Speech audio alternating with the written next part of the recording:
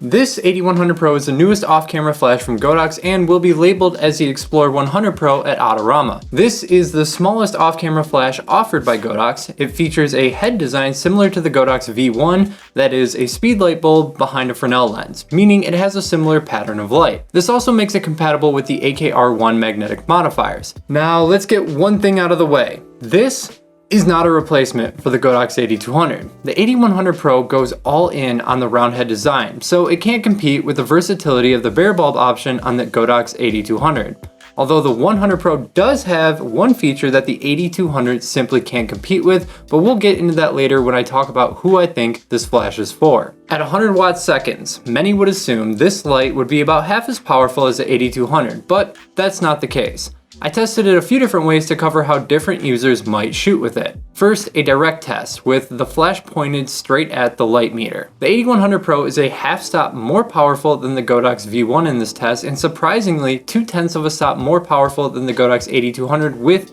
the H200R round head. This shows that the Speedlight 2 and Fresnel lens on the 100 Pro is way more efficient than the bare bulb and diffusion used in the Godox H200R. This means to serve the same purpose, the AD100 Pro would be at a slightly lower power level and recycle faster than both the V1 and AD200 or AD200 Pro. Now other users may be curious about the AD100 Pro's performance in a softbox, so I tested the light in my 51-inch Grand Para Pro, which is an indirect softbox with optional diffusion.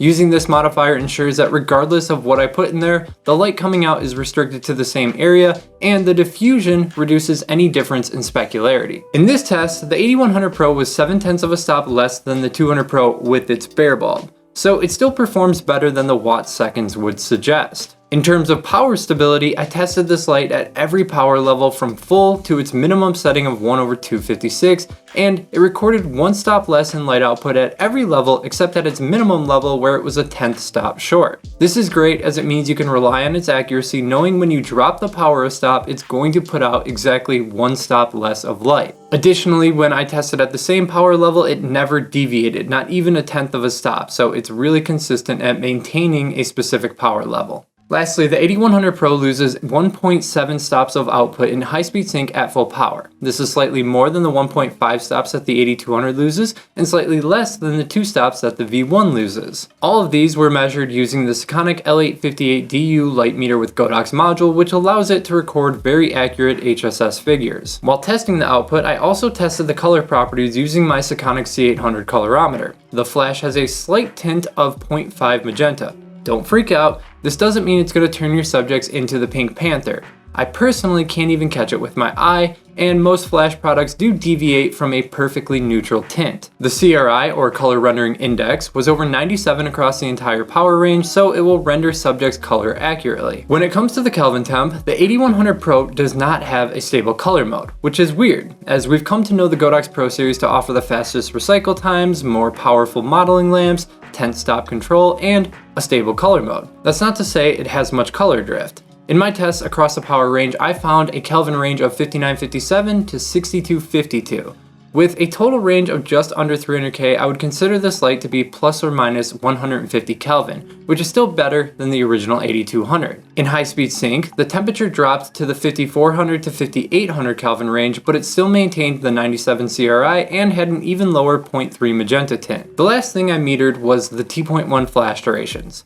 For those familiar, this represents the action freezing potential by measuring the time it takes for the flash to dissolve from its peak brightness to 1/10 of its peak brightness. At full power, the AD100 Pro has a T.1 flash duration of 1/447. This is surprising because every single Godox light I've tested is roughly 1/250 at full power. This is common for flashes as it maximizes the output when used with a camera that has a sync speed near 1/250th of a second, aka pretty much every camera out there except medium format systems with their leaf shutters and the Nikon D70S.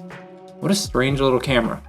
Anyways, the flash durations continue to decrease, and at minimum power, the AD100 Pro achieves a 1/28,000th of a second T.1 flash duration, which is really close to the V1. These short flash durations make the AD100 Pro ever so slightly better at freezing action than the 200 and 200 Pro in most cases. Most cases being everything except firing the AD200 directly at the subject using the Fresnel head. Now, flash specs aren't everything, so let's dive into the practical elements of handling this light. It comes in a padded case with a stand attachment, charger, and charge cable, and of course the battery. That battery powers it for 360 full power flashes. A little detail about the 100 Pro's battery, because at least when I read it online, I assumed that this was the exact same battery that you would find in the Godox V1, but it is a different model number battery. On the back here, we've got the WB100 battery, that is the 100 Pro battery, and then we've got the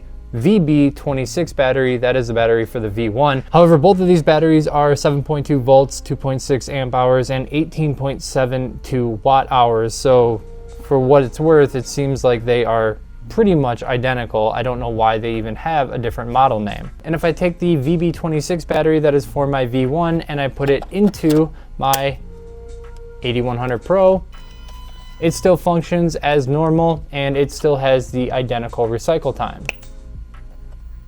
Now, if you look anywhere online, it says that the recycle time is 1.5 seconds, but I actually find it to be a little bit faster, and I'll show you guys right here.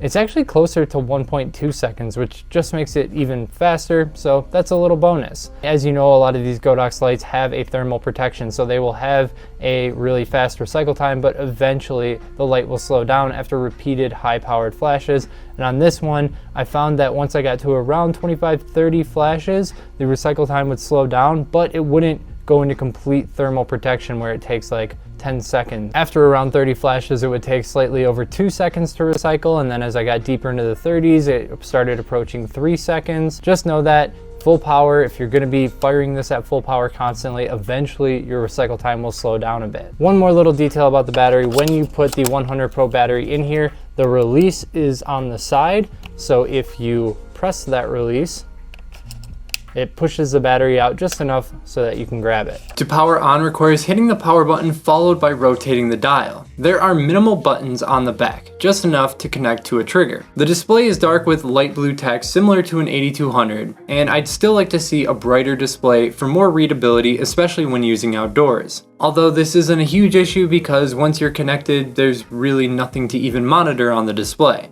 The custom functions menu has been pared down significantly. There are only 6 options: recycle beep, slave control, standby, delay, wireless, and the ID function, which allows you to assign a 2-digit ID and match that up with a trigger so that nobody can trigger your lights even if they're in the same channel and group. The dial on the back allows you to change the power and change options, and pressing the dial in acts as a set or OK function. There's a modeling lamp button, but this modeling lamp is under 2 watts and I'm not even sure it's going to be useful for grabbing focus in dark conditions, but it might help you find your rear lens cap when packing up at a wedding reception. The AD100 Pro is ridiculously tiny. I saw the pictures and read the dimensions, but it's still smaller than I expected. That's what she said. It's the size of a pop can. It's the size of a can of soda. In terms of packing, I would think this light will fit into any bag's lens compartment, considering it takes up roughly the same space as my 35mm. Keep in mind you will still need room for the stand attachment, as if you try to put that on here and then pack it away, then it's not going to fit in that lens compartment as well. Speaking of the stand attachment, it's just like the AD300 Pro, but mine came with the updated knob and brass washer. I still think the inner washer should be rubber, as I've done on my 300 Pro. Okay, this is my entire location lighting kit. It is a Strobius 110 standard, that's the name of the bag. In the main compartment, I keep an AD-S85 softbox along with 3 different light stands. You can see 1, 2, 3 right here. And that's the reason I love this bag, is I've got my light stands and my softbox all in this main compartment. And then I keep things like S brackets in these 2 top compartments. And then I have my AK-R1 modifier stack. That is in here. I put my 300 Pro right here. And then my extra heads, AD200 head, Fresnel head, bare bulb, they're tucked away in there. And then in this section, I keep 2 AD200s, and then I've got some other flash accessories like gels and some mag mod accessories right here. So I have like everything that I need in this one bag. Now, I've got the 2 AD200s right here. And if I take those out and I instead stack the 100 Pro like that. I don't have 3 of them, but one can just use a V1 to simulate the size of the head. I can put 3 of those in there comfortably, and honestly there's still a lot of space here to the point where I would choke up this compartment a little bit or choke it down and add a 4th one. Like, you can put so many of these 100 Pros in such a tiny area. Now, modifier compatibility is definitely low on this flash. It is compatible with the S2 bracket, so you could throw any Bowens modifier or umbrella in front of it. But with the S2 bracket being larger than the AD100 Pro flash, I don't know how much sense that makes. And since there's no mount on it at all, that leaves you with the magnetic modifiers in the AKR1 accessory kit. And I think those AKR1 modifiers just became a little more useful with the one feature of the AD100 Pro that the AD200 can't compete with, which is zoom. The 100 Pro has a 28 to 85mm zoom range, although after testing I think that's a generous claim. Regardless, it does zoom, which gives you an extra element of control. With the Godox AD200 and the round head, if you want to tighten up the coverage of light, you have to add some form of grid. This reduces the light output. Whereas with the AD100 Pro, you can reduce the spill a bit by zooming the light in, which actually increases the output. The 100 Pro is a half stop brighter at 85mm versus 28mm. The most exciting thing to me about the zoom function is this makes the snoot modifier in the AKR1 kit actually useful. By combining the zoom and the snoot, you can restrict the light spill far more than is possible with the AD200 round head. So with all of that information, who is this light for? Again, if you're chasing versatility with your flash for use with any type of modifier, the AD200 is still a better option. The AD100 Pro is simply superior to the AD200 and H200R round head. It's brighter, it has zoom, and it's lighter and more compact. It's also superior to the V1 when used off camera. Again, more powerful yet more compact. So if you use a V1 as a commander and are looking for additional compact flashes off camera, I think the AD100 Pro would be a great fit. I'm thinking wedding photographers who use compact lights indoors will really like this. I could also see it being a great fit for mobile headshot photographers who need extra accent lights. I could see it being a nice hair light to accompany an AD300 Pro for outdoor portrait shooters. I do not think this light will pull the duty of a key light outdoors. Once it's inside a softbox, it no longer punches up in terms of power. For that, I still recommend an AD200 if you aren't using HSS, and even larger strobes if you are. And as far as price commentary goes, a lot of people seem distraught over the idea that the AD100 Pro is $300. I get it. The AD200 is the same price when it's not on sale, and for $50 more you can get an AD200 Pro. But with the V1 being $260 normally and the AD200 Pro being $350 normally, I'm not sure where else you would put this product in terms of price. Now, I only just got this AD100 Pro and I tested it immediately to get this info out to you, so I'll follow up with more experiences once I use it more in the field. Do you guys see the AD100 Pro being useful in your kit? Let me know in the comments below. Hope you guys liked this look at the AD100 Pro. Like the video if you enjoyed, subscribe for my future videos, and until next time, keep on shooting.